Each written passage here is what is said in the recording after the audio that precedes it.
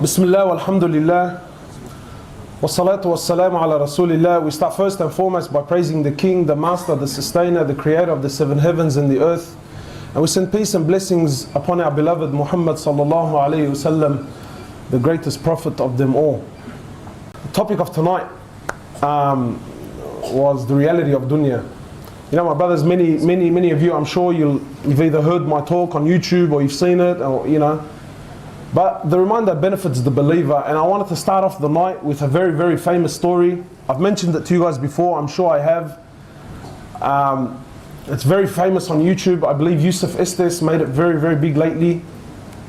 Now the story within itself, the asl of the story is that it's an Israeliyat. Yani it's the stories from the people of Banu Israel. And as far as the hukm on these stories is, the Prophet of Allah, he says, mention their stories. We don't say they're true and we don't say they're false. So we don't derive any halal, haram. We simply take the benefit, you know, from the moral of the story. But the story within itself, my brothers and sisters, and you know, as I share it, there's a couple of things I need to clear before I start, because I know some people get upset when I mention prophets, and I use language that is the boys. You know, I speak the language of the area. And some people feel that that's somewhat disrespectful, that you should better the language. And wallahi, my intention is because I know when I use that language, people understand it better. So let me clear this up within it. You know, I'm not doing it to disrespect, you know, the story in any way, shape or form. But wallahi, I do it so that the people, especially the younger boys, can really grasp the message. So that being cleared, I want you to live the story, you know. I really want the brothers and the sisters, don't be entertained by the story. Don't go, oh wow, look what happened to this guy in the story. I want you to imagine you're that person. Because wallahi, in truth, every person in this room has walked the shoes of this guy at one stage or another in his life. Anyway, so the story has it that in the time of Isa alayhi salatu wasalam, in the time of Jesus, he was traveling with some of his companions, traveling with some of the boys. So then they reached an area, bro, and they had the munchies. So they got hungry. That's what I meant, yani, words like this, yeah? So they had the munchies. So the boys got hungry. They get to the, you know, so they get to a particular area. And Jesus, alayhi salatu wasalam, he collected whatever money they had. They collected whatever money they had. After collecting the money, he chose one of the companions. He says to him, look, you take this money, go into the town and buy us some food. We're hungry. So the man says, yeah, all right, that's no problems. Takes the money, goes into the town. When he goes into the town, he realizes that all the money could buy was what? 3 loaves of bread. That's all he could buy. Now I want to stop here because every one of us has been at this point in his life. The man looks at it and says, bro, I've only got 3 loaves of bread. And there must have been about 10 blokes back there waiting to eat. And if they're lebos, he had no chance whatsoever, bro. So he's looking at the bread, he's thinking, bro, if I take this back, how much am I going to possibly eat? So what does he do? He eats one then and there. He eats one, he polishes it off, and goes back to Jesus with only 2 loaves of bread.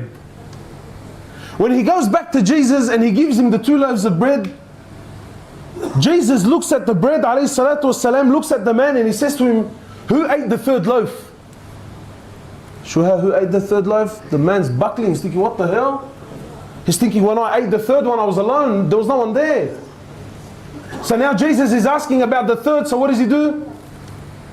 He says, bro, Eid al-Quran, I only bought 2. What did he say? He says, bro, wallahi, he says, I only bought 2. So Jesus doesn't argue with the man, you know. They carry on their journey. Then they reach a destination. The companions that were successful in hunting a deer, they hunted the deer, they killed it, they cooked it, they ate it, until there was nothing left, bones, just a carcass. And then Jesus calls the man over. He sits him down, he says to him, look. And then by the will of Allah Azza wa Jal, a miracle through Allah subhanahu wa ta'ala, Jesus gives life to the animal in front of the man's very eyes. Imagine, it was just bones, and it comes back to life in front of their eyes and it runs away. So Jesus says to the man, I'm asking you by the one that gave life to this animal. Bro, who ate that 3rd loaf of bread, man? If the guy wasn't feeling pressure before, now he's thinking, Ya Allah, He's thinking, cuz, I swear I only bought 2. You know, sometimes my brothers, we make a mistake in life, and you could have corrected it when you first made the mistake. But because of a lie, because we were put into a corner, we make the situation worse on ourselves. The man could have, back then, he could have said to him, look, wallah, I got hungry, cuz, and you know, and I was afraid if I bring the food, there's going to be nothing left. Now, look how deep he's falling. He's seen, he knows very well, bro. The animal came to life in front of... Anyway, Jesus doesn't argue with the man, they continue on. They eventually reach a river. The river was over flooded. There was no boats to cross the river, and they had to get to the other side.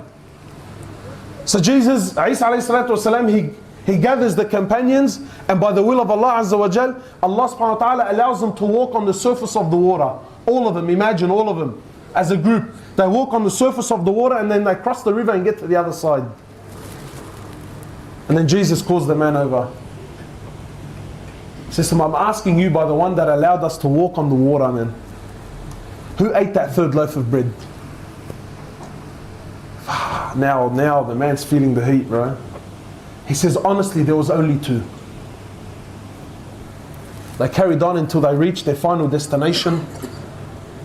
Jesus calls the man over. They sit down on the floor. And Isa alayhi salatu wasalam, he gathers together 3 piles of dirt. Imagine you're this man. He puts together 3 piles of dirt. He sits the brother down. And by the will of Allah Azza wa Jal, he turns the dirt into gold. Then he says to the man, he says, look, I tell you what. He says, 1 pile is for you. 1 pile is for me.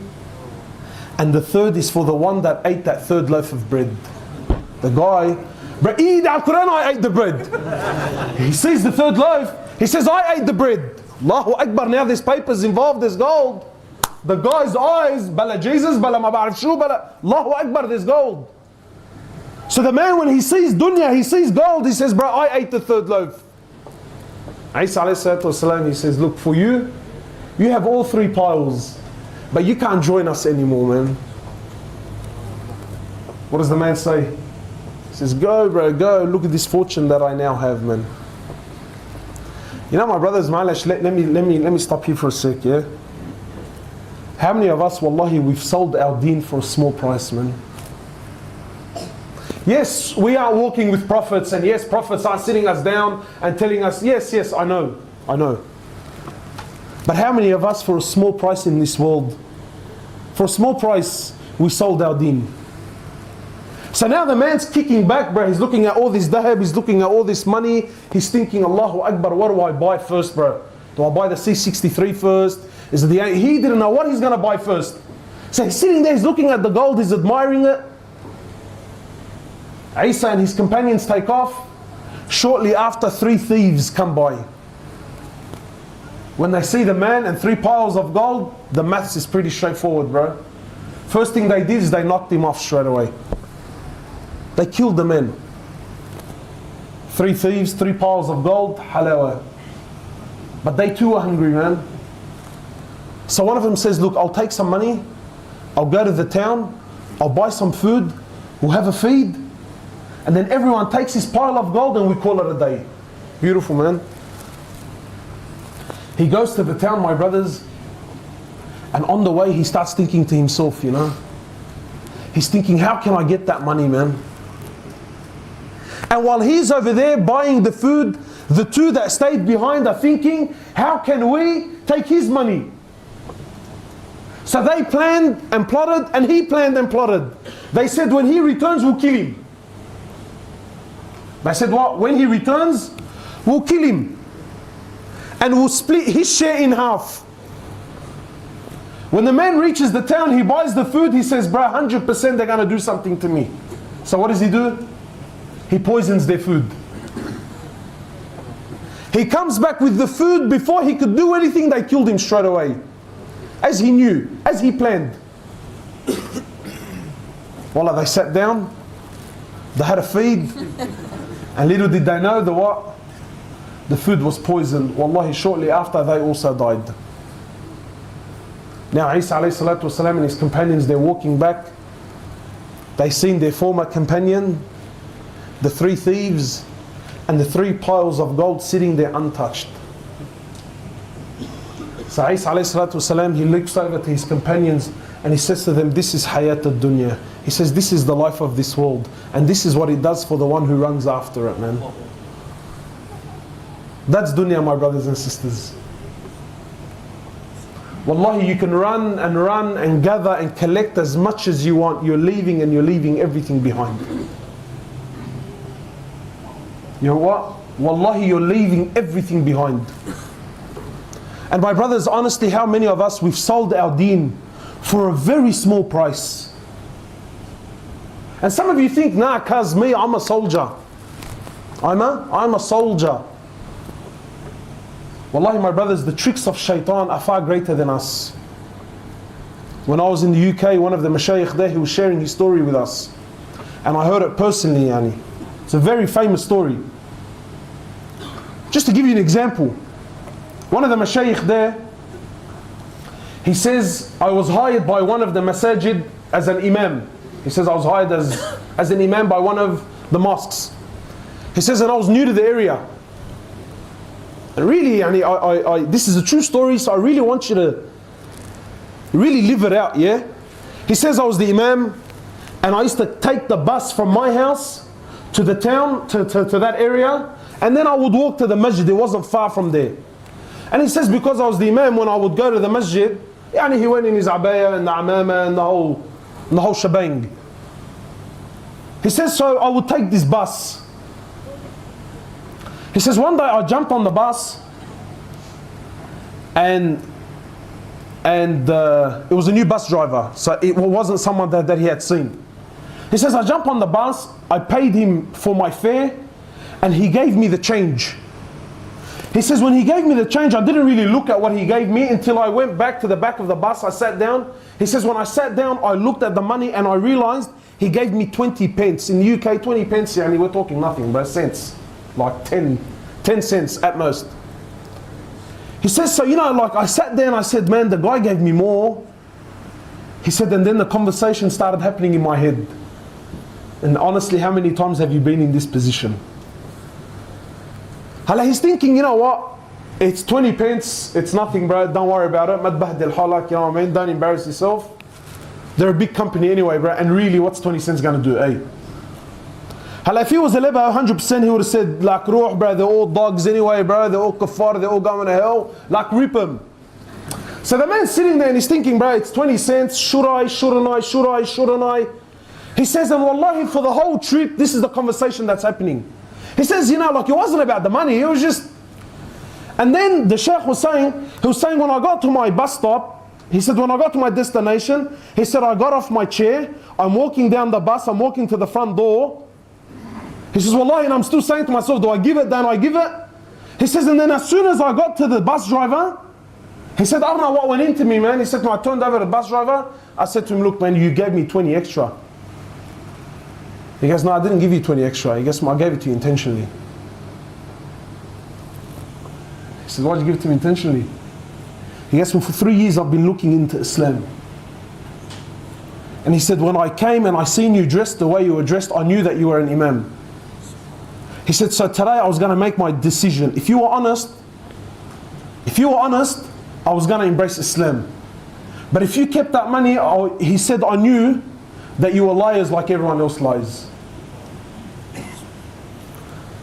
So now the sheikh is speaking about himself. He says, I gave him the money. He says, I got off the bus. He says, when the bus drove off, he says, I started crying. I said to him, why? Because the man accepted Islam, or he was about to accept Islam. He goes, la wallahi la. I said to him, why? He said to me, I almost sold my deen for 20 cents, bro. He said, I almost sold Islam. I sold the deen of Allah Azza wa Jal for 20 cents. Now you're thinking, bro, I would never do it. But how many of us, honestly, how many of us have sent our wives to Centrelink? Send your wife to Centrelink in a scarf or jilbab and even taray niqab. She's got 3 kids in a pram, 1 on her hand, 1 in her stomach, and she's walking in signing papers saying, I'm a single mother. Why? Because you get a couple of dollars at the end of the week, bro. So So don't tell me, oh, you know what, well, I'll never do it. Wallahi, because shaitan comes in different ways, man. How many of us had for a little lie? Little lie, the brother's buying a C63, goes to the RTA, yeah bro, I bought it for 6 grand, man. Why? Because he pays a little bit less stamp duty. Muslim with a bead, signing on paper, lying. Why? To save a couple of bucks. He says, I almost sold my deen, bro, for 20 cents. That's dunya, man. That's dunya. What is this world? Wallahi, my brothers and sisters, what is this world in reality? In reality, malish, let me be straight out with you, man. Am I allowed to speak Quran? Am I allowed to speak Quran? I won't tell you the opinion of some sheikh. He can argue and tell me, Kaz, who's the sheikh? What's his asl? What's his name? Forget it. Quran. Can I speak Quran? Allah Azza wa Jal says about dunya. And He created dunya. So He knows it better than you, better than me, better than anyone. He says, وَمَا الْحَيَاةُ الدُّنْيَا إِلَّا مَتَاعُ الْغُرُورِ. You know what one of the opinion is about mata' al-ghurur? You know what Allah Azza wa Jalla is saying this world is? Mata' al-ghurur, my brothers, with all due respect to the sisters that are here. Mata' al-ghurur is a rag the women used to use as a tampon. And it's not just a rag. Allah Azza wa Jalla isn't saying it's a rag. He's saying it's a used rag. Yani it's already got blood on it and it's of no benefit to anyone. This is dunya. Not my words, Allah Azza wa Jalla is saying. And He created it, so He knows it for its reality. He says, this is this dunya. This is what you're running after. This is what every one of us, deep down in his heart, is dying for, waking up for, working 12, 13, 14 hours for, bro. This, for a used tampon, bro. I wish it's that, bro. We're punching on now because of it. We're going to war on the streets now. Muslims are bluntly killing Muslims. Why? For used tampon. We've sold our deen. Wallahi, we've sold our deen. Go to any masjid you like any masjid for a Fajr prayer. And see how many people choose Allah over dunya. Go! I'm not going to tell you, Allah, go, your own masjid, choose the own masjid you want. Go there for Jum'ah, then go there the next morning for Fajr. And then the same crowd. You know what's funny? You tell, Wallahi, brother, deen or dunya? Astaghfirullah, Kaz, what are you calling me a kafir, bro? Deen, brother, deen. Allah comes first in my life. Allahu Akbar, beautiful. You know, my brothers, Allah Azza wa Jal, He's not looking for words. If it's words, we're all awliya here. If it's words, forget it. I'm the biggest aflamja on the face of the planet, bro. I'm on levels. But Allah's not looking for words. What's Allah looking for? Action. Because actions, my brothers, they speak far louder than words. Far louder than words. The same ummah that tells you, brother, I believe in Allah. And I believe that Allah is a Razzaq. And I believe it's Allah who gives and takes dunya. These same people, for Salat al-Fajr, everyone is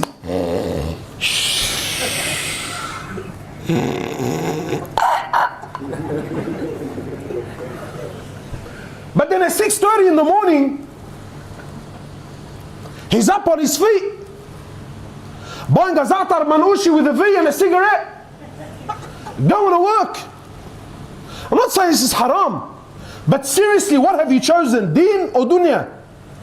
The same ummah that says to me, nah brother, it's Allah, Allah, Allah, for Fajr is asleep. But then when he comes to work, wallahi, if his boss tells him, cuz you gotta be at 3 in the morning, like tikram ayunak, bro. What have we chosen, man? What have we chosen? So it's not about, you ask yourself, what have I really chosen? Have I chosen deen or have I chosen dunya? What has gotten the better of me? Rasulullah, he knew the reality of this dunya, man. Sometimes people think that, being a Muslim means you have to be a hater for dunya. No. The Prophet of Allah didn't come to tell us to hate dunya, no. He came to expose dunya to its reality. He came to show you how to take the best from dunya and leave the rest of it behind. He came to teach us. And he says in the hadith, He says, الدنيا ملعونة وملعون ما فيها. He says, this world is cursed. There's no good in this world, trust me. He says, and whatever in it is cursed, except what? He says, except the remembrance of Allah, more or less. He says, except the remembrance of Allah, or seeking knowledge or teaching, or anything around this. What's this world, my brothers, really? Wallahi, my brothers, you take nothing with you. My sisters, you take nothing with you. This world is temporary. It's temporary. Today you're here, tomorrow you're gone. That's the truth. What did one of the kings of the past, he says to his men, he says, when you bury me and stick my hands out of the grave. He says, bury me naked and stick my hands out of the grave. So his men were amazed. And they said, cuz, yani, malish, we understand that you want to go naked, alright. But why stick your hands out of the grave? He says, let it be known that this king, when he left dunya, he left empty-handed. He took nothing with him, bro. My brothers, wallahi, all your problems and all your dramas and whatever you're going through, it's going to finish as soon as your time in this dunya finishes, man. Harun al-Rashid, one of the great khulafa of this ummah, one of the great leaders centuries ago, yeah? I think he conquered almost one third of the world was under his empire. And then one of the scholars that he was sitting with, he says, look at what we've accomplished. He's telling the scholar, look at what we've accomplished as far as dunya is concerned. So the scholar says to him, he says to him, bro, do you know what the equivalent of your accomplishment, everything you own? He says, do you know what it is in reality? He says, no, what? He says, no, I'll tell you what it is.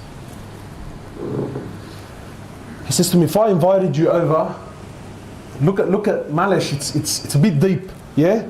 But think about it. The scholar says to me, look, if I invited you over to my house and I fed you a lot of salty food and you became very thirsty after, very thirsty, and there was no water anyway. He says, and I possess the only cup of water. He says to him, what would you pay for the cup of water? He goes, bro, I'll give you half my kingdom. For a cup of water. He says to him, Taib, what if I give you the water and then you had to go toilet to do a number one and you're busting and you couldn't go anywhere and you're really, really busting. He says, and I was the only one that had the means to allow you to relieve yourself. He says, what would you pay for you to relieve yourself? He says, bro, I'll give you the other half. He says to him, you and all of your kingdom are worth a cup of water and a bit of urine, man. He says, you and your whole kingdom, in reality, what's it worth? You're prepared to give it all up for a cup of water, and a little twinkle at the end, bro. That's reality, man. That's reality. My brothers and sisters, I'm not here to tell you, wallah, I hate this dunya. No, but take dunya for what it is. It's temporary, man. Rasulullah sallallahu alayhi wa sallam, he was with Abdullah ibn Umar. And he says to Abdullah ibn Umar, young boy. Abdullah was nicknamed what? What was the nickname of Abdullah? The son of Umar ibn al-Khattab. He was nicknamed Majnoon al-Sunnah. That was his name. Majnoon, wacky, crazy. Majnoon al-what? Sunnah. Abdullah ibn Umar followed the footprints of Rasulullah to the T. To the T. To the point he was that bad, good really, but in our terms, he was that bad that once he was walking in a place on his horse. And he was walking and there was some people there and there was nothing there, and as he was walking, he ducked his head down and then he put his head back up. People looked around and said, what is wrong with this bloke? So they said to him, Abdullah, what did you do that for? He says, I remember years ago when I was with Rasulullah, he came to this place, there was a tree right there and there was a branch, and when he was walking, he bent his head down at that point and put his head back up. He said, I didn't want to move He says, I didn't want to cross that place and not do the action of Rasulullah, even though the tree wasn't there, man. He was that cracked to the point. Brother, branch wasn't even there anymore. He says, I wasn't going to go past until I bent my head like Rasulullah bent it. And he followed him to the T. Abdullah says, I was a young boy. He says, and Rasulullah sallallahu alayhi wasallam, he grabbed me by my shoulders. And for the Arabs at that time, when you grab someone by his shoulders, what does it mean? It means, bro, what I'm about to tell you now is very important. So Abdullah is saying, Rasulullah sallallahu alayhi wasallam grabbed me, bro. Look at this honor, man. He says, he grabbed me by my shoulders and he says, Abdullah, he says, كن في الدنيا كأنك غريب أو عابر السبيل. He says, Abdullah, live in this dunya like a stranger, like a traveler. Abdullah says, Wallahi, from that day on, he says, if I live to see the morning, I never planned on seeing the night. And if Allah gave me life to see the night, he says, by Allah, I never planned on seeing the morning. Look at the example, look at the analogy Rasulullah sallallahu alaihi wasallam is giving us. A traveler, a stranger.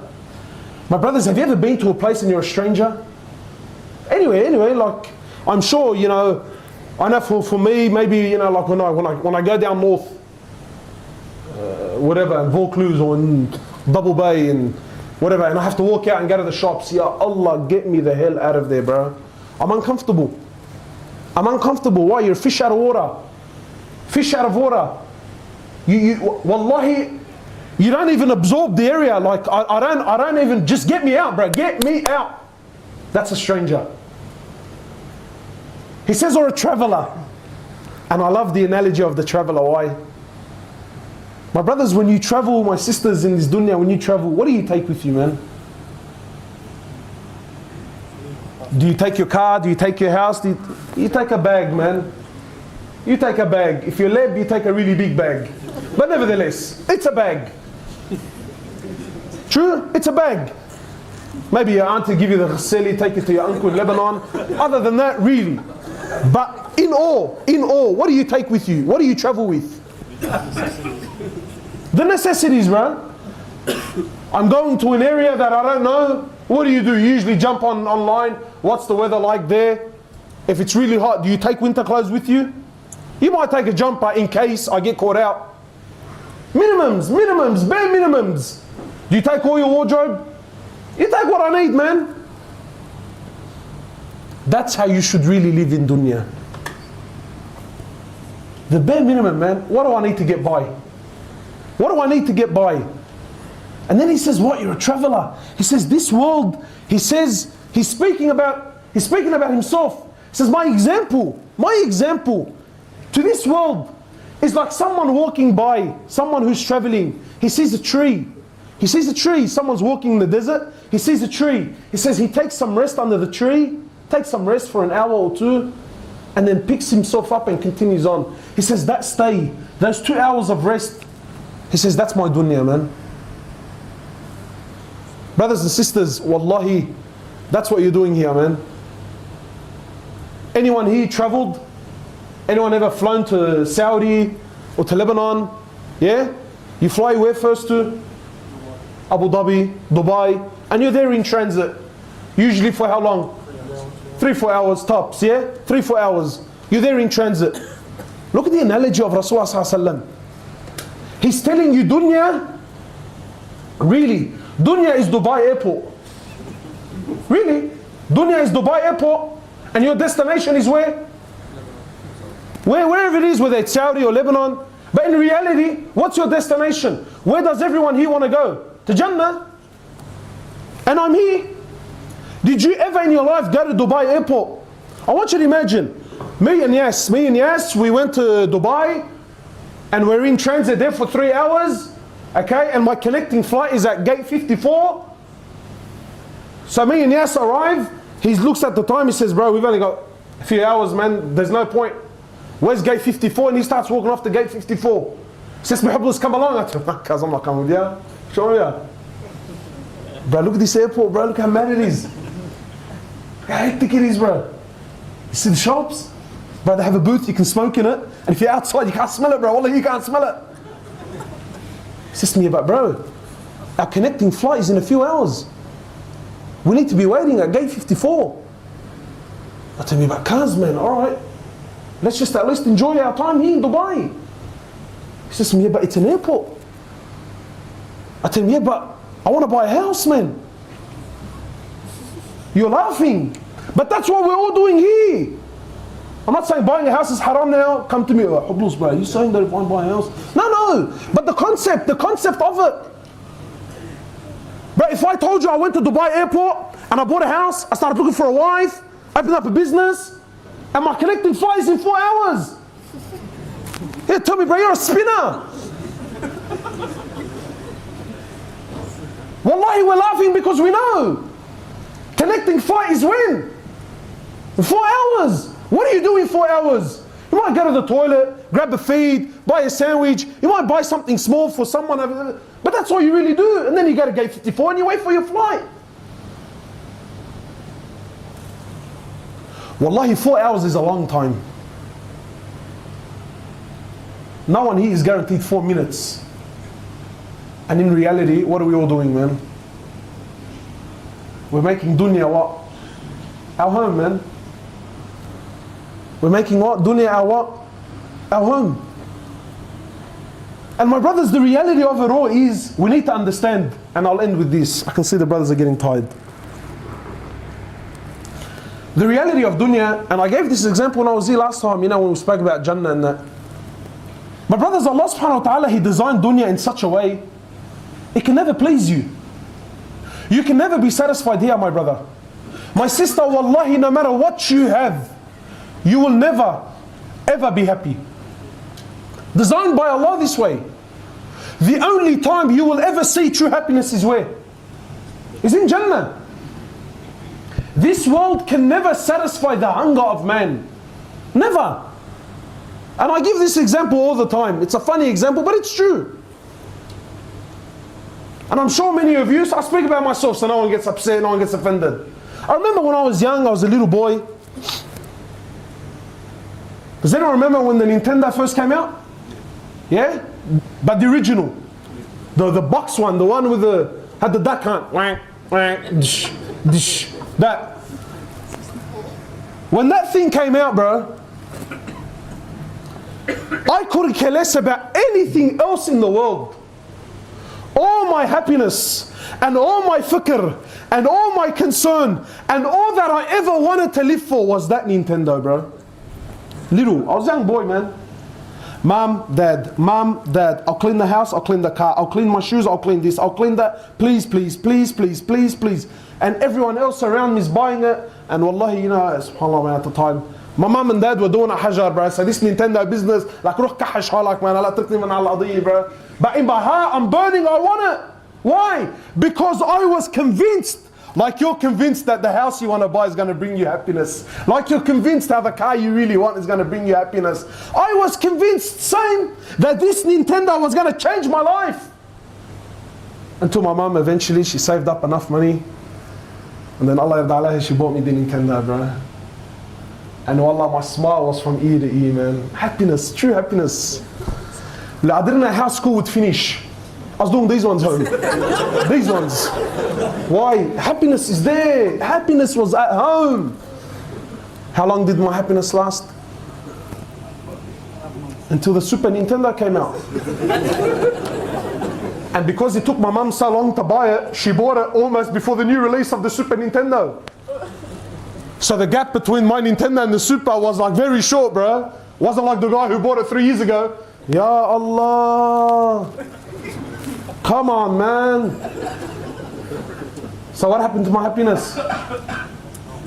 This isn't happiness, this is chat. I can't continue on like this. So I come up to my mum. Oh, Allah, mum, you know. The Nintendo you bought for us and that, Allah, yani, thank you very much, but mum, Super Nintendo's out, man. And this is it. This was my happiness, and I was convinced beyond all doubt. And even though I had a Nintendo, I had that that thing that was supposed to give me happiness. But where was my heart now? I can't keep telling you about Super Mario Brothers and you're telling me about Mario Kart. Doesn't work. Tell me about the left and the right button and my shoe and this misery. What was supposed to bring me happiness was now bringing me the biggest misery of my life. And I kept insisting and begging my mum until she got me what? She got me the Super Nintendo. What happened when I got the Super Nintendo? Yahra Abu, the Nintendo 64 came out. Ya Allah. And this is my life, bro. Nintendo 64, then the Nintendo Cube, then the Nintendo Mabarif Ash, and my heart is being ripped apart, bro. Left and right, left and right. Ultimate happiness, ultimate lows. Ultimate happiness, ultimate lows. Until eventually I got to a point where what? He's still playing computer games. Psh, I gotta start driving, bro. I remember crossing the days off the calendar, man. Crossing the days until what? Till I turned 16 so I can get my L's. Then I got my L's. Look, I'm sure everyone here, to one point or another, even if you're old, young, every one of you has walked through these shoes. I was convinced beyond all doubt the misery in my life is because I can't drive. I need a license. Then I got my L's. Then I got my P's. I got my license. Now what was the pain in my life? I need a car, bro. I can't keep driving my dad's Taraga van around. Very embarrassing. Remember the first car you ever bought? Does anyone here remember the first car they bought? They're the biggest POS on the face of the planet, bro. The biggest heap of crap. But I drove that thing like it was a Lamborghini Gallardo, bro. In the streets until they called you a grunk. Did you care? Honestly, did you care? Like, call me what you want, bro. I'm cruising around. Now the system in my car was worth more than the car. I started going, wallahi, areas, Brighton, I never knew Brighton before that. Now, wallah, I was doing laps around the place. Why? But really, why? It was happiness. It was happiness. Now, that first car was the best. Now, wallah, you wouldn't drive it if I paid you to. I'm gonna jump in there, are you serious? And you've been changing cars since then. We've been changing cars since then. Are we happy? Honestly, are we? Wallahi, brothers are rolling out cars, rolling them out from the factory. Oh, didn't you get one with a sunroof? Yours doesn't have a sunroof? Nah, bro, I don't have a sunroof. That's chat, bro. What a spinner, man. That's dunya, man. And then for the other boys, Malash, let's spice it up. Am I allowed to spice it up or do we need to end it? We spice, huh? There's a bunch of spinners, bro. After the car, what happens when you get a car? Honestly, am I gonna still keep driving around if this bloke's head next to me, bro? I need an L-gay sitting next to me, man. What's my problem in life now? I gotta get married, man. I gotta get married. I can't keep doing this. Cause wallahi, bro, Allah, as soon as I get married, I'm gonna give my life to deen. How many times you heard that, man? How many sisters? Wallah, as soon as I get engaged, wallah, I'll start wearing the hijab. Have you heard that? Have you heard that one? Until she's got 3 kids, still unscarved. Yeah, soon. These are the tricks of dunya, man. Tricks of dunya. Sisters, the poor thing, look at the sickness. The sister thinks that if I cover myself, Allah will deprive me of a husband. So what should I do? Let me fall in sin to do something halal. Brothers are now falling in sin, falling in haram. The brother has neglected his deen, neglected salah, lost all hope, all yaqeen in Allah Azza wa Jal, because I need to get married. And up until I get married, I'm not going to pray, I'm not going to fast, I'm not going to go to the masjid. My happiness, my problems, my dramas is in the fact that I'm not married. Tayyib. All the single boys here. Brothers come up to me, Hoblos, bro, Allah yarda alayk, bro, Allah, I can't do this anymore, bro. I gotta get married, cause man, hook a brother up. Hook a brother up. What on the skin, eh? The single boys are thinking, no, bro, trust me, I know, cuz. But if you're single, please, Go to anyone who's married, especially the older guys, tell him, cuz, did you find happiness in marriage or you didn't find it? And he'll tell you the truth, bro. He'll tell you the truth. Did you hear the joke? A young boy goes with his mother, they went to a wedding. This is new to him. So he goes to the mum, his mum goes, how come the bride's in white? She goes, this is the best day of her life. This is the day she's been waiting for. This is the day of happiness. This is the day of joy. This is the day of... So, so why is the groom in black? Wallah, because it's... And that's the truth, man. That's the truth. Every one of us here is convinced that, cuz, when I get married, I'm going to find happiness. And I walk those shoes. People start telling me about what? The honeymoon. You heard that? Honestly, look how nice the name is, eh? Honeymoon. I thought honeymoon means what? Oh, I was going to go to Malaysia, go to the hotel, and what? Honey was going to fall from the sky, from the roof, and and khalas, bro, I couldn't care less. Wallahi, some brothers, when it comes to marriage, he's so convinced that this is his happiness. He ends up marrying a woman that's not good for his deen. A woman that all of his family is totally against. Wallahi, we do the ajaib. We do the ajaib, bro. We marry, oh my heart.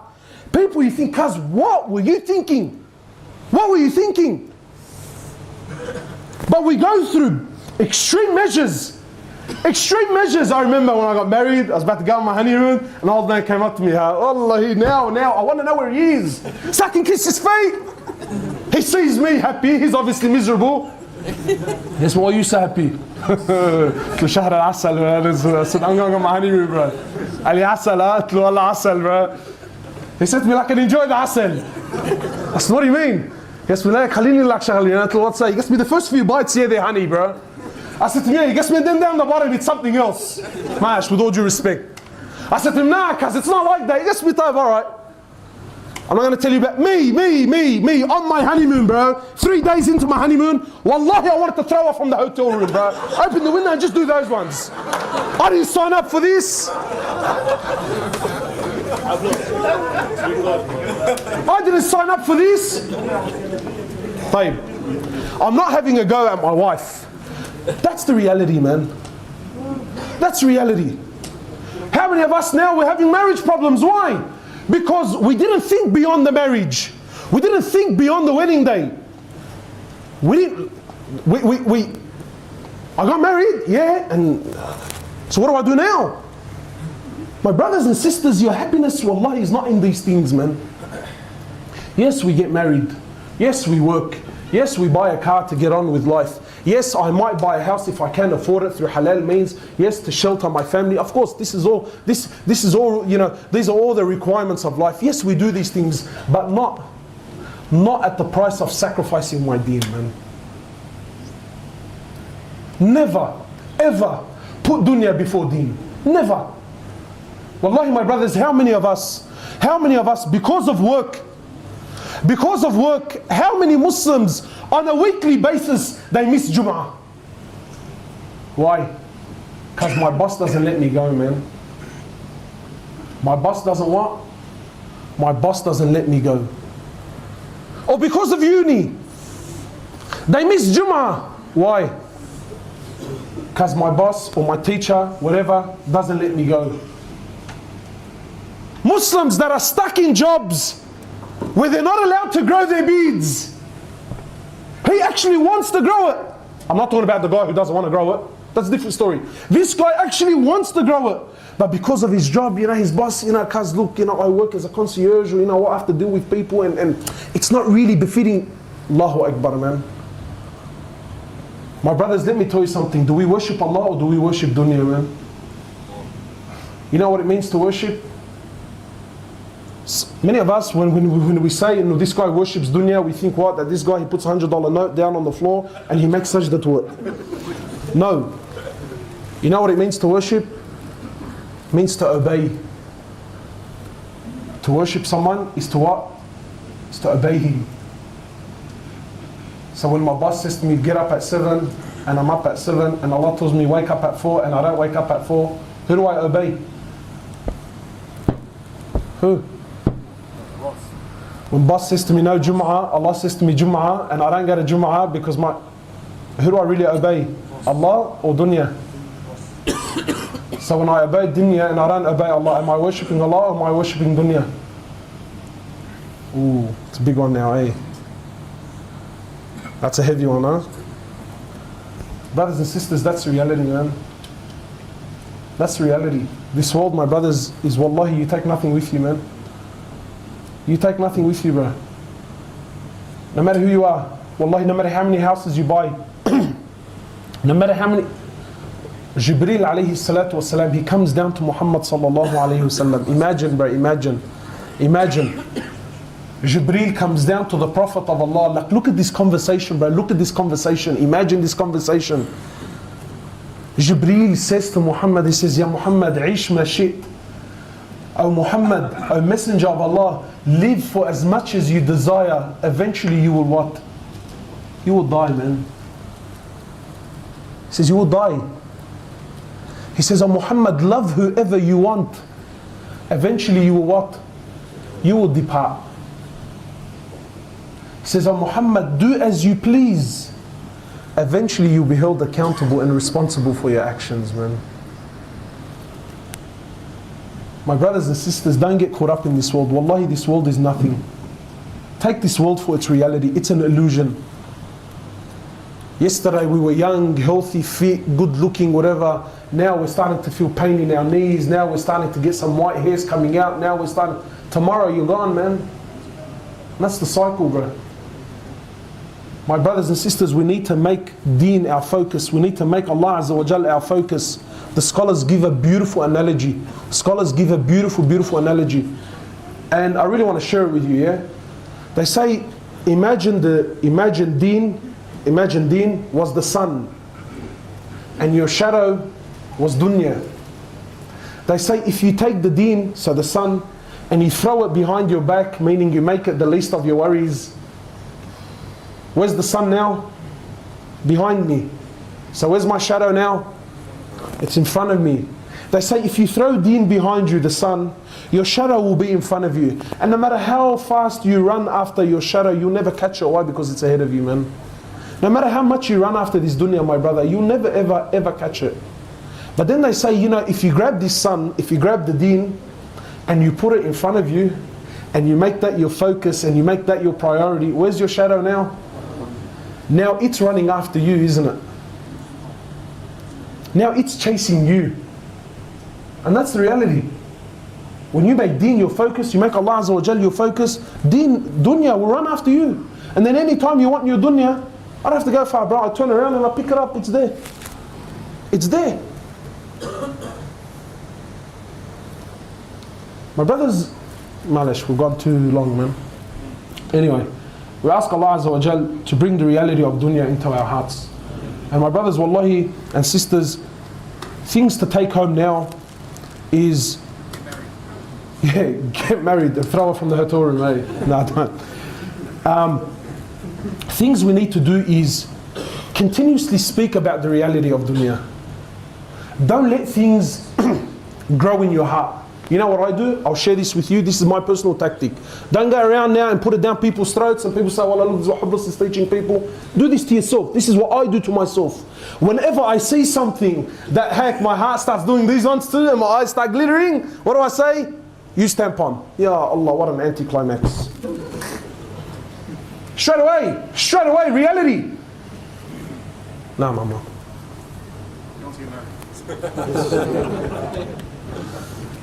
Huh? Straight away. Don't let things grow in your heart. When brothers are sitting there and they're talking about something, talking about dunya, talking about how mad this is and how hectic this is, with wisdom, try to redirect their focus. Try to redirect their focus. And this is what Rasulullah ﷺ did after one of the battles. One of the companions, you know, after the battle, the companions used to take the booty of war, whatever was left, the gold, the silver, the knives, whatever was left, swords. So one of the companions, and for companions, this was the most halal money. So anyone you killed, you took whatever he had. So companions used to take this, and then they used to trade amongst one another. So one of the companions, he traded so much, till he made the most money on that day. He made the most money. So he comes to the Prophet of Allah, he's happy. He says, "O Prophet of Allah, no one today was more successful than me." Meaning what? No one made more money than I did. So Rasulullah ﷺ, look at our teacher, man. He sees what? He sees now that he's somewhat being affected by dunya. So what does the Prophet of Allah do? He redirected him. He says to him, "No, I know someone that made more money than you." So the companion says, no, Prophet of Allah, trust me, I know, cuz I was on the battlefield. I dealt with everyone, I traded with everyone, and I made more money than everyone. He says, no, I know someone that made more. He says, "O Prophet of Allah, who?" He says, anyone that prayed 2 rak'at, nawafil, like that, sunan, lillah ta'ala. Anyone that prayed 2 rak'at, it's worth more than the world and what it contains. Worth more than the world and what it contains. And that's the truth. We know the reality of dunya. We know the reality of dunya. Our hearts burn when money is taken away from us. Our hearts, they burn. And I give this example. If anyone here had an AMG or had an M5, whatever it is, some hectic car, bro. You bought a hectic car, and I bought it and it wasn't insured, and I parked in front of my driveway, and the next morning I woke up and some odd day burnt it for me, bro. Yeah? Someone burnt it for me, yeah? Automatically your heart, what? Come on, bro, wallahi, that's a burner. Wallah, that's a burn job. But if I missed Fajr that morning, honestly, would you be upset? Come on, cuz, it's alright, bro. It's only a sunnah, you don't have to do it. Don't be so hard on yourself. Allah Ghafur Rahim, man. You cry for the car. You cry when someone scratches your car, you cry. But the ummah is missing Fajr. Rasulullah ﷺ, he says the sunnah of Fajr, never mind Fajr. He says the sunnah of Fajr is worth more than the world and what it contains. And we're missing it on a daily basis. Is anyone there to cry for it? So my brothers, we need to wake up to reality of things, man. So we ask Allah Azza wa Jal to bring the reality of dunya into our hearts. We ask Allah subhanahu wa ta'ala to put the love of Him and His Prophet and His deen into our hearts. We ask Allah subhanahu wa ta'ala to make us from the people of Firdaus al-A'la. ونصلي على الحبيب محمد صلى الله عليه وسلم. سبحانك اللهم وبحمدك نشهد أن لا إله إلا أنت نستغفرك ونتوب إليك. جزاك الله.